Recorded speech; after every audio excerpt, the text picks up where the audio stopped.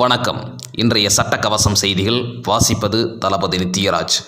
ஆனமலையில் அதிமுக சார்பில் மனித சங்கிலி ஆர்ப்பாட்டம். கோயமுத்தூர் மாவட்டம் ஆனமலையில் அதிமுக கழக பொதுச் செயலாளர் எடப்பாடி பழனிசாமி ஆணைக்கிணங்க மக்கள் நலனை கருத்தில் கொண்டு உயர்த்தப்பட்ட சொத்து வரி உயர்வை உடனடியாக திரும்பப் பெற வலியுறுத்தி சட்ட ஒழுங்கு சீர்கேடு, விண்ணை முட்டும் விலைவாசி உயர்வு என பல்வேறு மக்கள் விரோத செயல்கள் தமிழக மக்கள் கடந்த 40 மாதங்களாக சந்தித்து வருவதற்கு காரணமான ஆளும் திமுக அரசை கண்டித்து முன்னாள் அமைச்சர் SP வேலுமணி அறிவுறுத்தலின்படி கோயமுத்தூர் தெற்கு மாவட்டத்திற்கு உட்பட்ட ஆனமலை முக்கோணம் சந்திப்பில் மாபெரும் மனித சங்கிலி போராட்டம் நடைபெற்றது. வால்பாறை சட்டமன்ற உறுப்பினர் அமுல் கந்தசாமி தலைமை தாங்கினார்.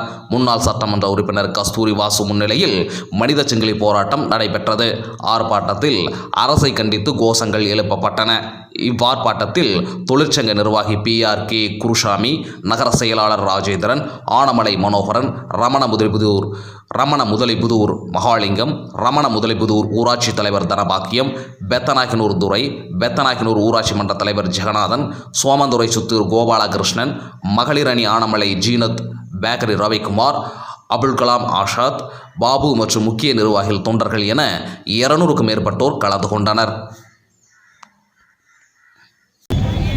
மாண்புமிகு இதய தெய்வம் புரட்சித் தலைவர் MGR அவர்களையும், மாண்புமிகு இதய தெய்வம் புரட்சித் தலைவி அம்மா அவர்களையும் வணங்கி இப்போது நடைபெற்ற இந்த மனித சங்கிலி போராட்டமானது நம்முடைய முன்னாள் முதல்வர், முன்னாள் எதிர்க்கட்சி தலைவர், கழகத்தின் பொதுச் செயலாளர் மரியாதைக்குரிய அண்ணன் எடப்பாடியார் அவர்களுடைய உத்தரவுக்கிணங்க நம்முடைய மாவட்ட கழகத்தின் செயலாளர் அன்புக்குரிய SP வேலுமணி அவர்களின் உத்தரவின் பேரிலும் மற்றும் நம்முடைய வால்பாறை சட்டமன்ற உறுப்பினர் அமுல் கந்தசாமி அவர்கள் தலைமையிலும் இங்கே ஆனமலையிலே நடைபெற்ற போராட்டமானது இந்த பேரூராட்சிகளில் 4 பேரூராட்சிகளும் இன்று நடைபெற்றது.